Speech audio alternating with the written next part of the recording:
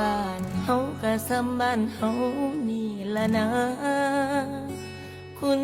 ค่าอยู่ดินอยู่หญ้าเป็นมูลมังอีพ่ออีแม่เพิ่นพาเฮ็ดพาสร้างเป็นหนทางทำมาหากินบ่อดตายเพิ่นเว้าสู่ฟังว่าความหวังอยู่เมืองกรุงอยากมีอยากรุ่งให้เอาเฮงไปขาย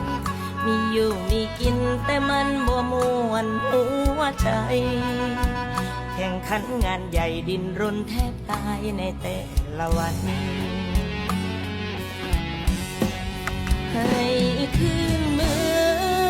อมาบ้านเขามาเบิ่งผู้เฒ่าเพิ่นของพาลูกหลานมีโอกาสกับวางแน่เด้อการงานคิดฮอดผู้ของทางอยู่บนบ้านนา